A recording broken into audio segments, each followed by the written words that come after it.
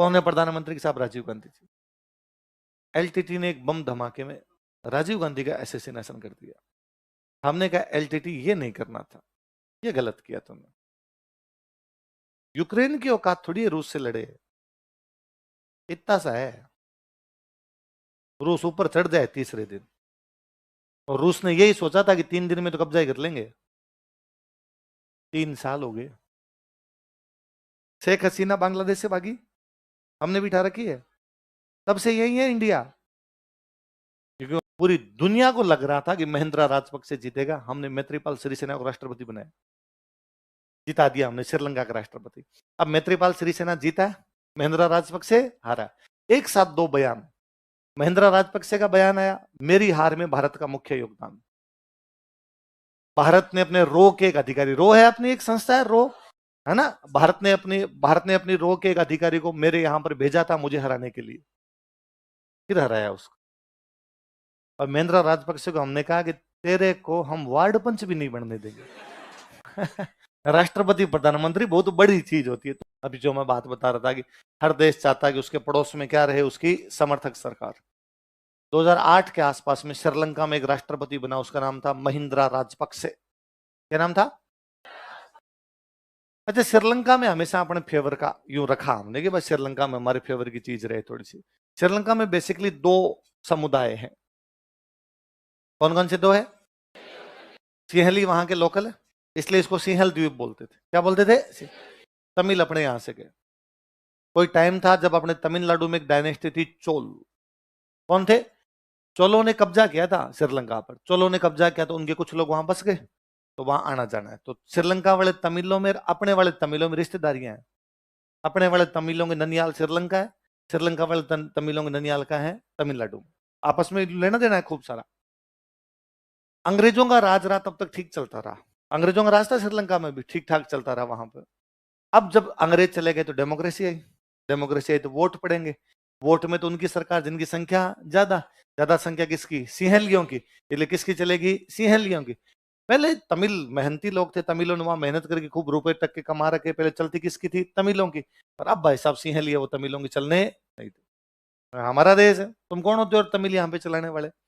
इसलिए बाद में तमिलों ने अपना एक संगठन बनाया था, एलटीटी। कौन सा था? और एलटीटी का भाई कोई भी चीज प्राप्त करने के लिए लड़ना पड़ता है। रोया बिना तो माँ ही दूध को नहीं पियावे, बिना रोए तो माँ भी दूध पिलाती। तो भारत ने तमिलों ने भारत की तरफ देखा। जब हमें वहां श्रीलंका में पीड़ते हैं सिंहली, लड़ो। कैसे लड़े? तो संगठन बनाओ। तो उन्होंने संगठन कौन सा बना लिया? पर संगठन को हथियार चाहिए, संगठन को पैसे चाहिए, संगठन को ट्रेनिंग चाहिए। भारत ने कहा डन, सब मिलेगा तुम्हें। एलटीटी दुनिया का एकमात्र आतंकवादी संगठन हुआ है जिसके पास एयरफोर्स थी। अभी तक भी आपके आईएसआईएसआर, ये लश्कर तैयबा, ये भी एयरफोर्स नहीं बना पाए। एलटीटी ये तक बना गया था। सब कुछ ठीक चल रहा था हमारा, हम सपोर्ट करते, तो श्रीलंका चुप रहता। श्रीलंका हमारे खिलाफ कभी भी बोलता? कभी मान लो श्रीलंका कहता कि हम चीन से बातचीत करेंगे, चीन के साथ भी संबंधों पर ध्यान देंगे, भारत एलटीटी को एक मैसेज करता, कोलंबो की तरफ दो लिखते, 2 मिसाइल लगाता। ध्यान रखना, मिनख नहीं मरने चाहिए, मनुष्य नहीं मरने चाहिए, खाली जगह पे छोड़ना थोड़ी। शाम तक श्रीलंका कहता कि भारत के साथ रिश्ते और किए जाएंगे मजबूत, भारत है हमारा पुराना दोस्त, दोस्ती पर देंगे ध्यान। डन, वेरी गुड लिटे, कीप इट अप। ठीक ठाक मामला चल रहा था। श्रीलंका में एक राष्ट्रपति बने, उनका नाम था जयवर्धने। क्या नाम था? भारत आए, हमारे प्रधानमंत्री थे राजीव गांधी। कौन थे? और राजीव गांधी को आगे जयवर्धन कहा गया। हमारे देश में एक संगठन है एलटीटी, वो हमें बहुत परेशान करता है। राजीव गांधी बोले पड़े, उनका लो तो हम सहायता करते हैं आपकी, क्या करना है? आप सेना भेजो। और हमने एलटीटी के खिलाफ सेना भेज दी। हमारा ही संगठन, हमारा ही खड़ा किया हुआ। अच्छा, हमने कह के तो ये भेजा था कि हमारी शांति सेना है। कैसी सेना है? Peace keeping force. Peace keeping force का मतलब है जाके खड़े हो जाओ, शांति रखनी, लड़ना नहीं है। श्रीलंका ने अपने वाली सेना को तो कर दिया आगे, खुद वाली सेना को रख लिया पीछे। अब लड़ाई किसके बीच में? इंडियन आर्मी वर्सेस एलटीटी, हम आमने सामने लड़ रहे थे। दूसरा, हमारी सेना को श्रीलंका का अभ्यास ही नहीं, हमें क्या पता श्रीलंका की परिस्थितियां क्या है, श्रीलंका का मैप, श्रीलंका के जंगल, श्रीलंका के रास्ते, उनके नदी नाले, हमें क्या पता। इंडियन आर्मी कश्मीर के बारे में जानती है, कहां पे कैसा रूट है, कैसे जाना है, नागालैंड के बारे में जानती होगी, छत्तीसगढ़ के बारे में जानती होगी, श्रीलंका कैसे जानेगी? फंस गई इंडियन आर्मी वहां। दूसरा, एलटीटी हमारा ही ट्रेनिंग दिया हुआ था, इसलिए उनको पूरा पता था इंडियन आर्मी की लड़ने की स्टाइल क्या होती है। बहुत बुरी हालत कर दी उन्होंने। 1999 में हमारे सैनिक जाए और शहीद होके आए, हमारे सैनिक जाए और शहीद होके आए। फाइनली जैसे तैसे करके हमने वो युद्ध खत्म किया और वहां से वापस आए। दूसरा, ये तमिलनाडु नाराज हो गया, तमिलनाडु ने कहा उधर हमारे तो भाई हैं तमिल उधर वाले, और तुम उनको मारने चले गए। मतलब भारत की सेना तमिलों को मारने गई, वो तमिल हमारे भाई है। तो हमने जैसे तैसे करके लड़ाई बंद की, वहां से वापस आए। पर इससे एलटीटी हमसे नाराज हुआ, मैं कहा यार तुम्हारे कहने पे सारे काम करते हैं, तुम हमें ही मारने आ गए थे। भले ही उन्होंने सेना भेजी, पर वो हमारे देश के प्रधानमंत्री है। प्रधानमंत्री की हत्या केवल एक व्यक्ति की हत्या नहीं है, राष्ट्र पर हमला है। अब हमने एलटीटी से हाथ खींच लिए, जैसे हमने एलटीटी से हाथ खींचे, श्रीलंका ने एलटीटी को खत्म कर दिया। श्रीलंका टूट के पड़ा, अब तक हमारे दम पे एलटीटी जिंदा था, श्रीलंका टूट के पड़ा, श्रीलंका ने खत्म कर दिया। 2008 तक आते आते एलटीटी पूरी तरीके से क्या हो गया, समाप्त। अब श्रीलंका ने हमारी बातें माननी बंद की। मुझे अब भी याद है, हम नई नई तैयारी करने लगे थे, उन दिनों में डेली अखबार में आता, श्रीलंका के राष्ट्रपति महिंद्रा राजपक्से ने कहा कि चीन के साथ रिश्तों पर बल दिया जाएगा, भारतीय कंपनियों को दिए गए सड़क के ठेके कैंसिल कर दिए गए। श्रीलंका ने कहा कि भारत और चीन दोनों हमारे दोस्त हैं, पर अब हम चीन पर दोस्ती को और मजबूत करेंगे। क्या करें हम, इतने दिन तो हम एलटीटी को कह के कुछ ना कुछ पंगा कर दिया करते, अब क्या करते, चुपचाप। कई दिन तक ऐसा ये मामला डावाडोल चला, डेली अखबारों में चीन बनाएगा श्रीलंका में सड़कें, चीन बना रहा है वहां पे डैम, चीन दे रहा है श्रीलंका को हथियार, चीन करेगा वहां पर। यार चीन खा गया यार। 2015 के आसपास में श्रीलंका में चुनाव होने वाले थे, महिंद्रा राजपक्से उनका राष्ट्रपति है जो दोबारा नॉमिनेट होने वाला था। पूरी दुनिया को लग रहा था, साफ साफ लग रहा था कि कौन जीतेगा, महिंद्रा राज। मुझे अब भी याद है, उन दिनों एक सलमान खान की मूवी आई थी किक, उसकी हीरोइन है जैकलिन फर्नांडिस। जैकलिन श्रीलंका की, श्रीलंका की जैकलिन, उसके मदर फादर श्रीलंका आके बस गए थे, इसलिए सलमान खान और जैकलिन दोनों महिंद्रा राजपक्से का प्रचार करने श्रीलंका गए। उनकी सरकार महिंद्रा राजपक्से, उन्होंने जैकलिन को कहा होगा कि तुम फिल्म का प्रमोशन कर लो, हमारा प्रचार हो जाएगा, थोड़ा इंडियंस के वोट मिल जाएंगे, हमें तमिलों के वोट लेने उनको भी, तो हमें वोट मिल जाएंगे। तो इंडियन गवर्नमेंट में एक जोरदार खेल खेला।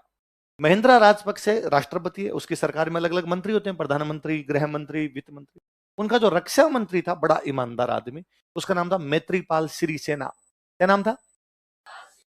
बहुत ईमानदार, ईमानदार सा आदमी। भारत की सरकार ने मैत्रीपाल सिरिसेना कहा कि मैत्रीपाल सिरिसेना, क्या तुम राष्ट्रपति बनना नहीं चाहते?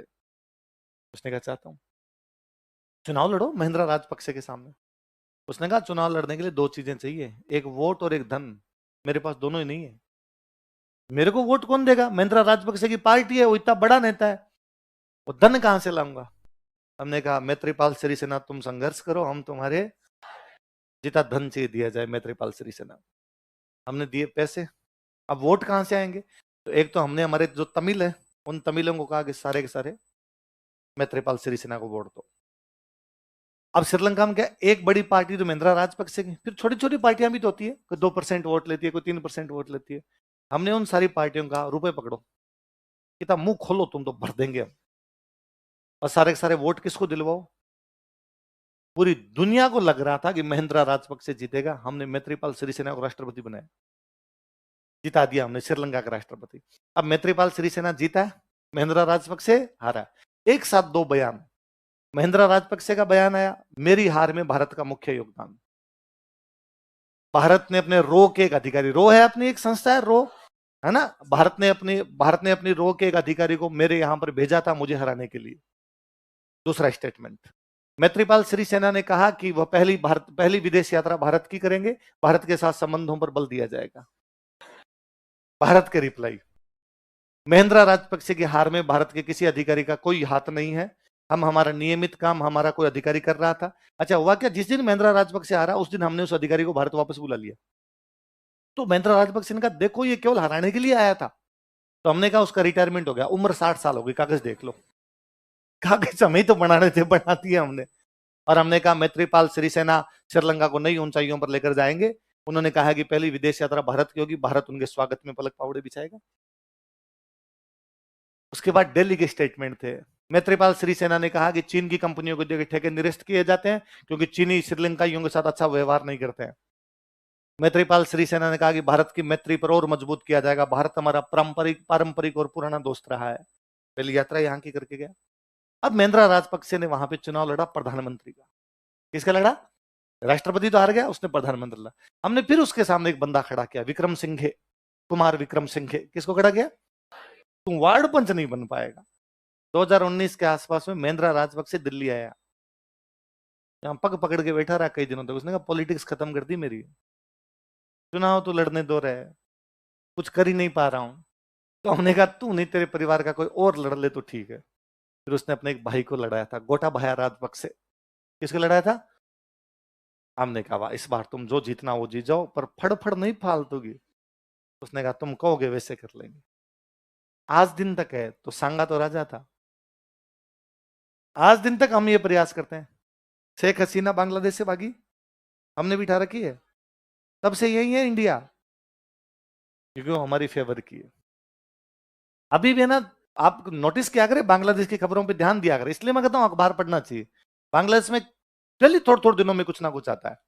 बांग्लादेश में वे प्रदर्शन, मोहम्मद यूसुफ की सरकार जा सकती है। मोहम्मद यूनुस ने कहा कि मैं छोड़ दूंगा सरकार। ये जो पंगे हैं ये अपने हैं। एक दिन थोड़ा सा फेवरेबल टाइम आएगा, हम इसको हटाएंगे। शेख हसीना को तो बिठा ही रखा है, वापस बिठाएंगे।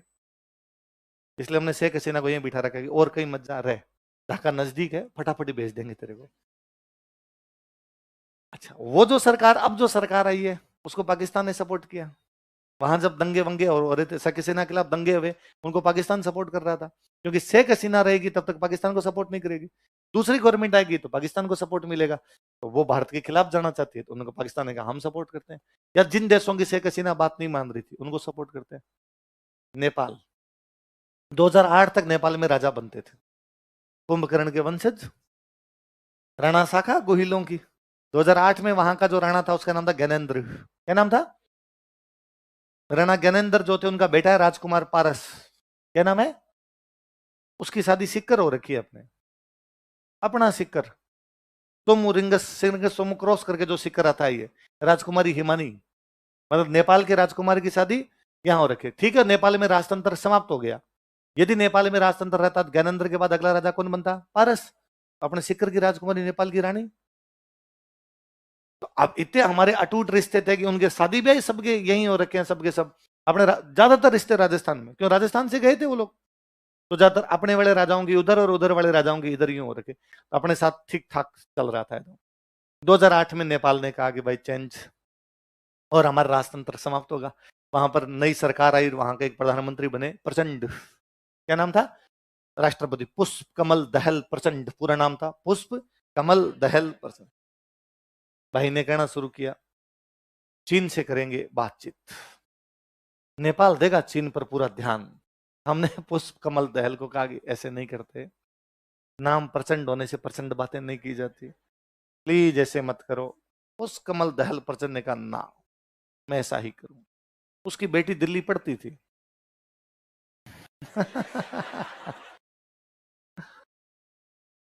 डिग्री पे ऐसा लाल निशान लगाएंगे, पूरी जिंदगी कहीं यूनिवर्सिटी एडमिशन नहीं मिलेगा। कर तेरे पापा को फोन, कहा डैडी थोड़ी सी बात मान लो इनकी। अखबार में अगले दिन खबर ये, प्रचंड ने कहा कि निजी कारणों से नहीं जा पाएंगे चीन। थोड़े दिनों बाद नेपाल वालों ने संविधान बनाया। नेपाल और भारत के बॉर्डर पे, एक नाम बोल रहा हूं, एक जाति रहती है, अपने यूपी से गए हुए लोग, यूपी बिहार से गए हुए वो लोग हैं, नाम निकल गया दिमाग से। तो वो सारे यूपी बिहार में उनकी रिश्तेदारियां हैं, इधर अपने वालों में उधर वालों। नेपाल ने एक संविधान बनाया, संविधान बना के कहा कि वो जो जाति है उसको बड़े पद नहीं दिए जाएंगे। नेपालियों को बड़े पद मिलेंगे, ये जो भारत से आए हुए लोग इनको ये नहीं मिलेंगे। संविधान में ही लिख दिया। नेपाल को कभी आप, मैं इसलिए कहता हूं वर्ल्ड मैप देखना चाहिए। आप नेपाल को आज मैप वापस देखना, नेपाल के किधर से भी पानी नहीं है, वो लैंडलॉक है। क्या है? जो चारों तरफ से जमीन से घिरा, उसको क्या बोलते हैं? लैंड। पानी नहीं है किधर भी उसके। और यदि किसी देश के आसपास समुद्र नहीं होगा तो व्यापार कैसे करेगा भाई? विदेश का पूरा व्यापार समुद्री मार्ग से होता है, तो आप व्यापार कैसे करोगे? नेपाल व्यापार करता है भारत के रास्ते। भारत ने उसको 2 बंदरगाह दे रखे हैं, विशाखापत्तनम और कलकत्ता। कौन कौन से? 2 बंदरगाह हमने दे रखे हैं। ये 2 बंदरगाह नेपाल, और यहां पे तेरा सामान मंगा लिया कर। तो नेपाल को अमेजोन से कुछ ही मंगाना होता है, मिंत्रा से कुछ ही मंगाना होता है, तो एड्रेस कहां का देता है? विशाखापत्तनम और कलकत्ता। यहां से गाड़ियों में भर भर के हम बेचते हैं नेपाल। वो जो जाति जिसको, यार क्या पता क्या नाम, नहीं थारू नहीं यार, क्या नाम, क्या बोला? मिठास, क्या पता, दिमाग का याद आ जाएगा थोड़ी देर में, याद आ जाएगा। मधेसी, मधेसी, मधेसी है, मधेसी रहते हैं वहां। तो मधेसियों को अधिकार नहीं मिल रहे थे। मधेसियों ने अपनी तरफ देखा कि भाई ये नेपाल वाले हमें अधिकार नहीं दे रहे हैं। हमने मधेसियों का देखो कुछ तो खुद करना पड़ेगा, ऐसे नहीं होगा। मधेसियों ने कहा क्या करें साहब? कहा नेपाल का भारत का बॉर्डर है ना, इसमें 2-4 ट्रकों की आग लगाओ, ड्राइवर को उतार के, ध्यान रखना। सब्जियां बेचते हैं हम, दवाइयां बेचते हैं नेपाल में। जैसे ट्रक पहुंचे, मधेसियों ने ड्राइवर का, भाई साहब उतर जाओ। हमने एक लाइन का स्टेटमेंट जारी किया कि भारत नेपाल में नहीं पहुंचा पाएगा सब्जियां तथा दवाइयां, क्योंकि नेपाल में चल रहा है गृह युद्ध। नेपाल की सीमा के आसपास जलाया जा रहा है ट्रकों को। नेपाल ने कहा कि भाई साहब हमने नहीं जलाए तुमने ही किए पंगे। हमने कहा ना, तुम कर रहे हो सबको, सब जो भी कर रहे हो, और हम तुम्हें ये सब्जियां और दवाइयां पहुंचाएंगे नहीं। 2-3 दिन ये बात चली, फिर एक साथ 2 खबरें आई टीवी पर। नेपाल ने कहा कि हम हमारे संविधान में करेंगे परिवर्तन, मधेसियों को दिया जाएगा समुद्री स्थान। 5 मिनट बाद भारत की तरफ से खबर थी, दवाइयां और सब्जियां भेजेगा भारत गृह युद्ध की भी समाप्ति, नेपाल में अब शांति व्यवस्था। भारत ने कहा नेपाल हमारा पुराना मित्र है, किसी प्रकार का कोई नेपाल को कष्ट होने। नेपाल ने कहा दे तो दिया है हर कष्ट। हर देश चाहता है उसके अड़ोस पड़ोस में उसके डमी बैठे रहे। सब देशों का इस प्रकार का, अमेरिका सब देशों में बिठाता है। अमेरिका ने तो जहां जहां उसको लगा कि साहब ये नहीं मान रहा बात, बिठाओ, अपना आदमी बिठाया जाए, इसको हटाया जाए, भले फांसी लगानी पड़े, मारना पड़े अगले, पर हमारा आदमी बिठाया जाएगा। तो पहले राजा भी ये चाहते हैं कि उनके पड़ोस में जो भी हो वो डम्मी रहे। अमेरिका तो पड़ोस छोड़ो, अमेरिका तो पूरी दुनिया में हमारे रहे। यूक्रेन की औकात थोड़ी है रूस से लड़े, इतना सा है। रूस ऊपर चढ़ जाए तीसरे दिन, और रूस ने यही सोचा था कि 3 दिन में तो कब्जा कर लेंगे। 3 साल हो गए,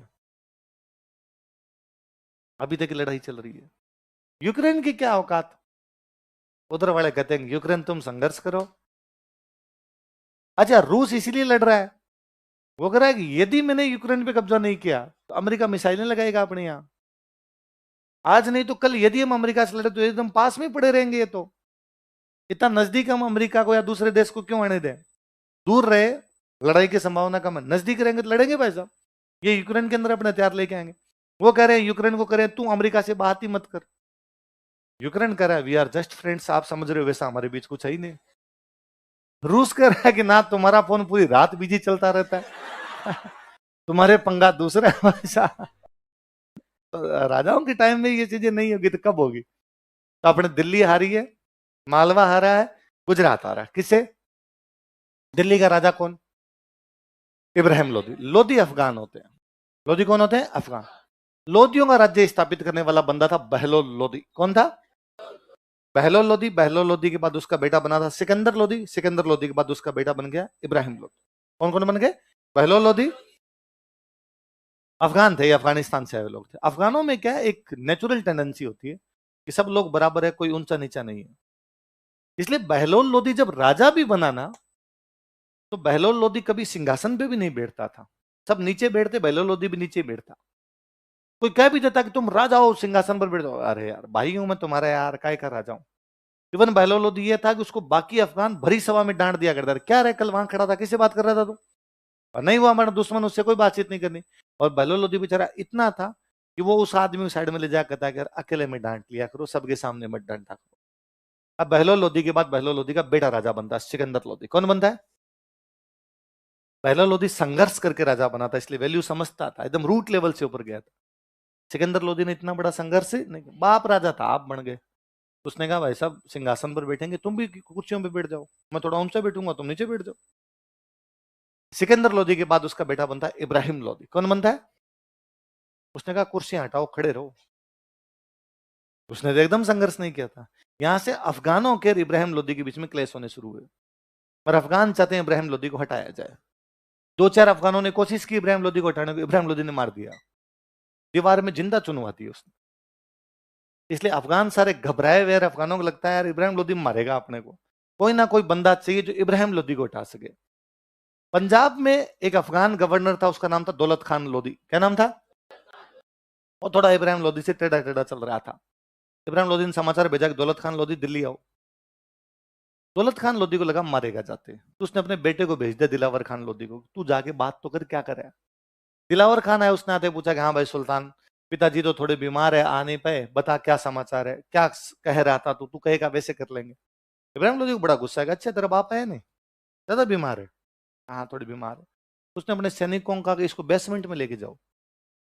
दिलावर खान को बेसमेंट में लेके उसने देखा कि जो जो खिलाफ बोल रहे थे उनको उल्टा लटका के चमड़ी उतार रहे थे। तो साथ कहा कि दीवार में चुनेंगे अब इन सबको। तो दिलावर खान लोधी को लगा मारेंगे, जिसमें कोई शक नहीं है। दिलावर खान लोधी रात को भाग गया, भाग के पंजाब गए, उसने अपने बाप को जाकर के मरेंगे, पक्का मरेगा इब्राहिम लोधी, जिसमें कोई शक नहीं है, बचने का कोई ना कोई तरीका ढूंढना पड़ेगा।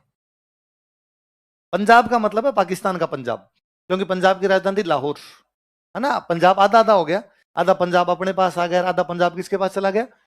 इवन ये मान लो कि 40% अपने पास और 60% उनके पास, ज्यादा उनके पास है। और पंजाब की राजधानी कौन सी? लाहौर। लाहौर ही राजधानी थी। ये तो क्या, जब देश आजाद हो गया, आधा पंजाब अपने को मिला, आधा उनको, लाहौर चला गया उधर। अब हम राजधानी क्या बनाते? तो पहले हमारे दिमाग में था कि हम राजधानी बनाते अमृतसर। क्या बनाते हैं? और अमृतसर बॉर्डर के बहुत नजदीक है, राजधानी बॉर्डर के इतनी पास नहीं होनी चाहिए, इसलिए फिर हमने नया शहर बसाया है पूरा। चंडीगढ़ आजादी के बाद बसाया हुआ शहर, आजादी से पहले चंडीगढ़ नाम का कोई शहर ही नहीं था। हमने बसाया बाद में, यार नहीं राजधानी इतनी नजदीक मत रखो, हम थोड़ा ध्यान रखते हैं। पाकिस्तान भूखे नंगे देश के क्या है जी, लाहौर एकदम बॉर्डर के पास ही है। उसने कहा क्या नंगा नहाए क्या निचोड़े क्या, जो पड़ी है वही पड़ी है। अच्छा बताओ तो आजादी के बाद पाकिस्तान की राजधानी क्या थी? कराची। क्या राजधानी थी? इस्लामाबाद शहर ही नहीं था ही नहीं पाकिस्तान में कोई इस्लामाबाद नाम का शहर। कराची राजधानी थी। कराची बहुत पुराना शहर था। कराची अपने एकदम राजस्थान के टच करते हुए सिंध में, कहां पे कराची बहुत पैसे वाली जगह थी। कराची के सारे व्यापारी भारत आ गए बाद में। कराची सिंध की राजधानी है। अब किसकी राजधानी है? सिंध। तो सिंध से जो भी अपने आए वो सिंधी, सिंध से जो भी आए वो कौन है? सिंधी। और सिंधी भयंकर पैसे वाले थे पाकिस्तान में, और फिर एक दिन सबको छोड़ छाड़ के कहा ना पड़ा भारत, पैसे टक्के वहीं रह गए। पर सिंधियों की हिम्मत देखो आप, वहां से अपना सब कुछ छोड़ के भारत आए, भारत में आके छोटे मोटे काम करने शुरू किए, आज उतने के उतने पैसे वाले। आपको एक भी सिंधी गांव में नहीं मिलेगा, आपको ज्यादातर सिंधी व्यापार करते हुए मिलेंगे, ज्यादातर सिंधी पैसे वाले मिलेंगे। अच्छा, वहां से जब पाकिस्तान से आए, आप पहले सारे पाकिस्तान रहते हैं, अब वहां से भारत आए, जाए कहां? रहने की जगह क्या हो? बाकी सबके ये हुआ, जैसे हमारे क्या, एक तो पंजाब के टुकड़े हुए, एक बंगाल के टुकड़े हुए, आधा बंगाल पाकिस्तान के पास, आधा बंगाल भारत के पास, आधा पंजाब भारत के पास, आधा पंजाब पाकिस्तान के पास। इधर के मुसलमान इधर जाएंगे, इधर के हिंदू इधर आएंगे, इधर के हिंदू इधर आएंगे, इधर के मुसलमान इधर जाएंगे। अब यहां का एक मुसलमान यहां चला गया तो इसका घर खाली, यहां का हिंदू है तो उसको घर मिल गए, आपस में एक्सचेंज हो गए, इधर वालों के खेत इसको, इधर वालों के घर इसको, सब मिल गए आपस में। अब एक है सिंध, ये पूरा का पूरा पाकिस्तान दे दिया, इसके तो टुकड़े ही नहीं हुए, इसलिए इन पूरे के पूरे लोगों को भारत आना पड़ेगा, इनको तो कुछ ही नहीं मिले। जाएंगे कहाँ, रहेंगे कहाँ? सरकार ने कहा कुछ व्यवस्था तो करो, तो सरकार ने कैंप लगाए। क्या लगाए? कैंप लगाए। क्या लगाए? किसके लिए? इसलिए जगह है जयपुर में, यहां सिंधियों के कैंप लगे थे, इसलिए जगह का नाम ही क्या है? आप कभी दिल्ली जाएंगे ना, तो जैसे अपने कोचिंग वाला इलाका गोपालपुरा वाला इलाका है, दिल्ली में कोचिंग वाला जो इलाका उसको बोलते हैं मुखर्जी नगर। पता है उसको मुखर्जी नगर क्यों कहते हैं? क्योंकि एक नेता के नाम पर है, उस नेता का नाम था श्यामा प्रसाद मुखर्जी। क्या नाम था उनका? तो वास्तव में वो श्यामा प्रसाद मुखर्जी नगर है। क्या नाम है उसका? अच्छा, श्यामा प्रसाद मुखर्जी के नाम पे क्यों कर दिया भाई? उन्होंने क्या किया था? क्योंकि वहां पर भी कैंप थे सिंधियों के, या जो भी उधर से आए थे उन लोगों के कैंप थे वहां पर। श्यामा प्रसाद मुखर्जी वो लोग थे जिन्होंने सरकार से कहा कि ये जो कैंप में बैठे, तंबू लगा के बैठे, इनको घर दो, इनको जमीन दो। तो वहां उन लोगों को सहायता दिलवाने वाले व्यक्ति श्यामा प्रसाद मुखर्जी थे, इसलिए उस कॉलोनी का नाम ही क्या पड़ा? मुखर्जी नगर। पर फिर भी वहां सबसे पास में जो मेट्रो स्टेशन है ना, वो है GTB, Guru Tegh Bahadur metro station. Mukherjee Nagar के सबसे पास में जो मेट्रो है वो कौन सा है? गुरु तेग। आप गुरु तेग बहादुर मेट्रो स्टेशन से बाहर निकलिए, अब आपको मुखर्जी नगर जाना, तो टेम्पो है, वो रिक्शे, ई रिक्शा खड़े रहते हैं, वो सब आवाज लगाते हैं, camp camp camp camp camp camp, 5 रुपए 5 रुपए, कैंप कैंप। आज भी मुखर्जी नगर वो नहीं बोल रहे, उसको क्या बोल रहे हैं? क्योंकि किसी समय पाकिस्तान से आए हुए लोगों को क्या लगे, वहां कैंप लगे थे वहां पे, तो सिंधी उधर से आए। अब वो सिंधी आ गए, तब पाकिस्तान ने अपनी राजधानी बना ली कराची, क्योंकि पैसे वाली जगह कौन सी थी? आप ये मान लो कराची का वही महत्व है जो हमारे लिए बॉम्बे का। हुआ क्या था, जब अंग्रेज आए तो अंग्रेजों ने उन उन जगह पे कब्जा किया जहां से पानी का व्यापार हो सकता है। यूरोपियंस ने पूरे इन जगहों पे कब्जा किया। अंग्रेजों का, आप अंग्रेजों के 3 बड़े अड्डे हैं, एक है मद्रास, केलकटा, बॉम्बे। कौन कौन से 3 अड्डे? मद्रास, केलकटा और बॉम्बे। बॉम्बे थोड़ा सा और इधर नीचे की तरफ, ये 3 अड्डे। अच्छा, बॉम्बे अंग्रेजों के पास था ही नहीं, बॉम्बे अंग्रेजों को मिला था दहेज में। अंग्रेजों के एक राजकुमार ने पुर्तगालियों के एक राजकुमार से शादी की थी। इधर का एक राजकुमार था चार्ल्स, उसने कैथरीन से शादी की, तो पुर्तगालियों ने दहेज में बॉम्बे दिया। पुर्तगालियों का कब्जा है बॉम्बे पे, पुर्तगालियों की एक राजकुमारी की शादी कर की जा रही है, पुर्तगाल और इंग्लैंड में रिश्ता हो रहा है, दहेज में भारत में मिली चीज मिल रही है। तो बॉम्बे दहेज के अंदर दिया गया था, अंग्रेजों को बॉम्बे दहेज में मिला था, तो फिर इन्होंने इसको डेवलप कर लिया कि भाई इसको हम डेवलप करते हैं हमारे एक सेंटर के रूप में। तो इनके बाकी दोनों सेंटर तो एकदम पानी पे है, कलकत्ता एकदम बंगाल की खाड़ी पे, बॉम्बे एकदम अरब सागर पे, मद्रास पूरा पानी पे नहीं, थोड़ा बीच में है। होना तो ये चाहिए था, उनका सेंटर एकदम पानी के पास होना चाहिए था। पर यहाँ मद्रास में क्या हुआ, जिस आदमी को जिम्मेदारी दी गई थी ना कि तेरे को साउथ में सेंटर बनाना है, फ्रांसिस नाम करके एक बंदा था, उसकी गर्लफ्रेंड रहती थी मद्रास में। अपनी गर्लफ्रेंड के चक्कर में वो समुद्र से थोड़ा अंदर चला गया, उसने कहा नहीं, सामने वाली खिड़की में उधर जाना, वैसा अपने उधर रहेंगे। तो उनके तीनों सेंटर यहाँ पे। बॉम्बे पे बड़ा भार पड़ा, बॉम्बे पे बड़ा सेंटर बना अंग्रेजों का। जब बॉम्बे पे भार बढ़ गया तो अंग्रेजों ने लगा अकेले बॉम्बे से पार नहीं पड़ेगी, इसलिए अंग्रेजों ने एक और सेंटर डेवलप किया, कराची। कौन सा किया? तो बस यूं मान लो आप, पानी में एक तरफ बॉम्बे, एक तरफ कराची, बीच में केवल पानी है, बॉम्बे और कराची दोनों पास पास में।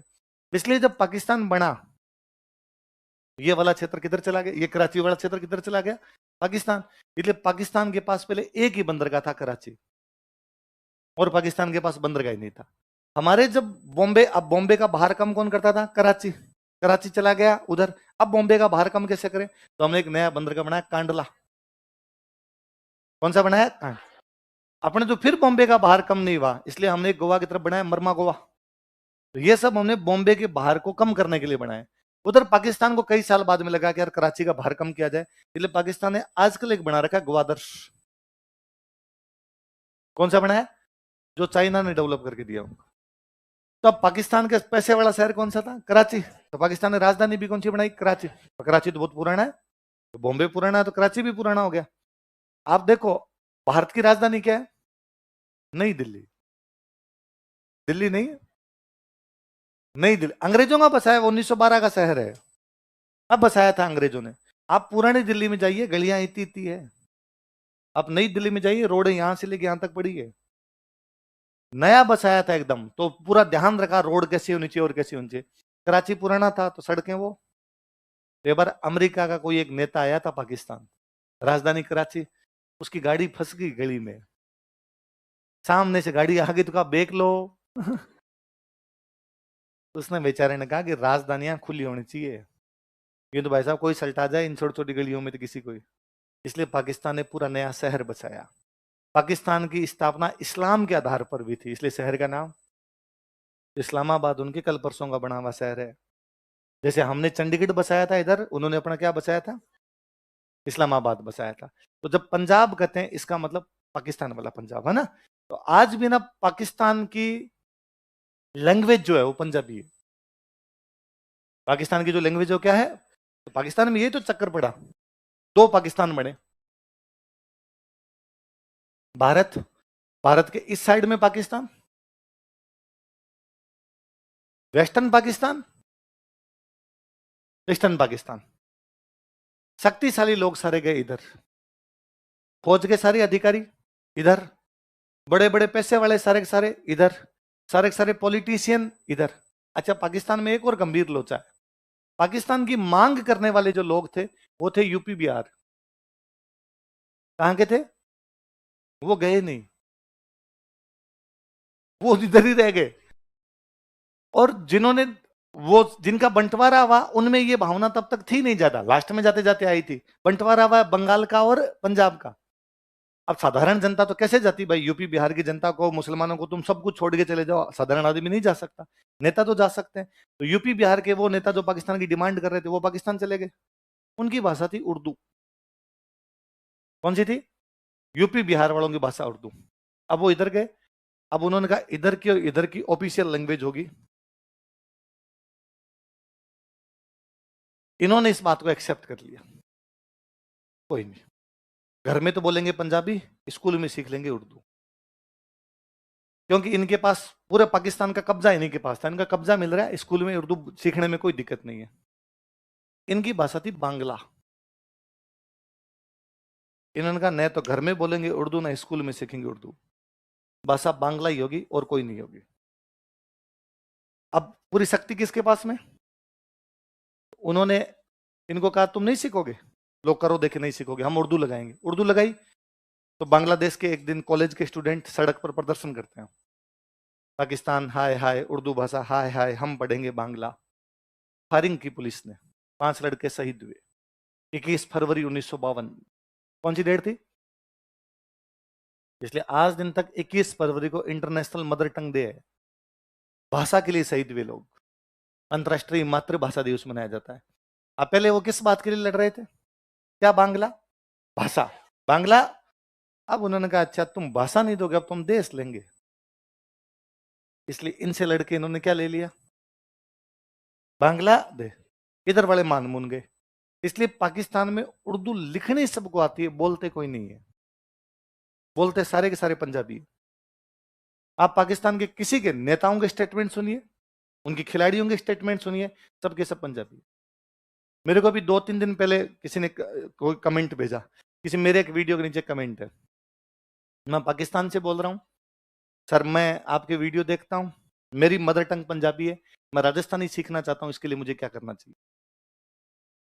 मैं उस बात पे उसकी मदर टंग पंजाबी है, क्योंकि वो पंजाबी ही बोलते हैं घरों के अंदर सारे के सारे। आप उनके किसी भी नेता का स्टेटमेंट सुनेंगे वो सारे के सारे पंजाबी बोलते रहते हैं, क्योंकि पंजाब वाला पोर्शन ज्यादा गया था उस साइड के अंदर। तो उनकी राजधानी भी क्या थी, लाहौर, लाहौर राजधानी थी। तो अब जो दिल्ली का गवर्नर बैठा है पंजाब में, इसका मतलब कहां पर बैठा है, लाहौर।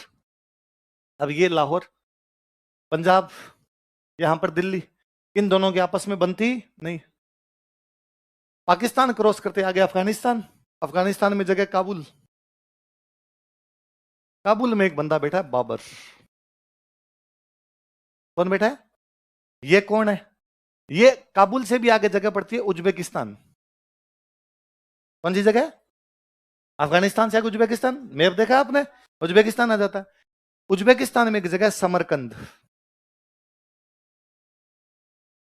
ये समरकंद का है। कहां का है, राजा भी समरकंद का बनना चाहता, पर इसके चाचा ने इसको मारपीट करके भगा दिया।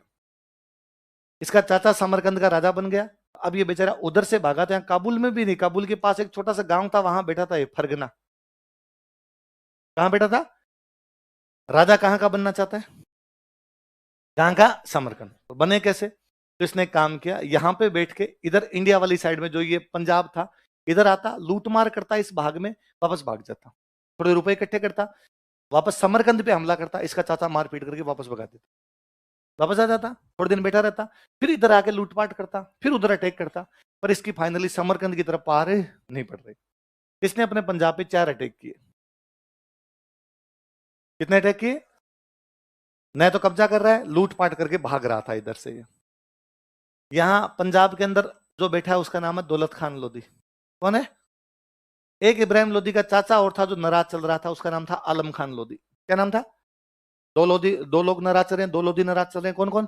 दौलत खान और किससे नाराज है? इब्राहिम लोधी। इब्राहिम लोधी कहां बैठा है? दिल्ली। मतलब ये वाले इधर वाले से नाराज है, इधर वाला मारेगा, इनका इधर वाले से हेल्प मांगते हैं। इन्होंने किससे हेल्प मांगी?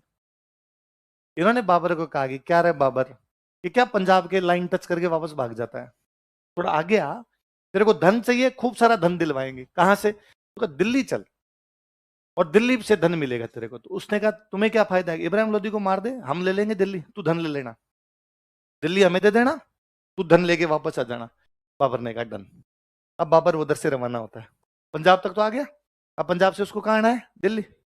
अब पंजाब से दिल्ली की तरफ कोई आएगा तो बीच में हरियाणा। अच्छा, इब्राहिम लोधी को पता चला तेरे से लड़ने के लिए कौन आ रहा है? बाबर। तो वो भी दिल्ली बचाने के लिए जाएगा, तो सामने जाएगा, इसलिए हरियाणा में दोनों मिलते हैं। कहां मिलते हैं? 1526 में पानीपत की पहली लड़ाई होती है, बाबर इब्राहिम लोधी को मार देता है। इब्राहिम लोधी को मारने के बाद बात क्या हुई थी? दिल्ली मिल जाएगी दौलत खान लोधी, आलम खान लोधी को, और तू क्या ले लेगा? धन। दोनों ही ले लिए, धन और दिल्ली दोनों, क्योंकि उसको इतना धन मिला, इतना धन मिला कि उसको लगा वापस क्यों जाना, यहीं रहे हैं, वापस जाएंगे धन तो खत्म हो जाना है, यहां रहेंगे दोनों चीज मिल गई। राज भी, समरकंद का राज अपना चाचा कभी नहीं देगा अपने को, इससे अच्छा अपने यहाँ के राजा मिलते हैं और धन हो रहे। उसने 2 जगह कब्जा की, दिल्ली और आगरा। कौन कौन सी? उन दौलत खान लोधी, आलम खान लोधी उसने भगाया, मार दिया उनको, भागो यहां से, ये दोनों जगह मेरी है। अब जब वो दिल्ली आगरा पे वो कब्जा करता है, तो आगरा के ठीक पास राजस्थान की साइड में एक जगह है बयाना, हम पढ़ते हैं गुप्तों के सिक्के मिले, उसने बयाना में किला था, बहुत पुराना किला था, उसने बयाना के किले पे कब्जा किया। जब आगरा में बैठ के बाबर ने बयाना के किले पे कब्जा किया, तो सांगा की आंखें टेढ़ी हुई, ये तो अपनी तरफ आ रहा है, तो सांगा बयाना छुड़ाने के लिए गया। क्या छुड़ाने के लिए गया? देखो बयाना का युद्ध।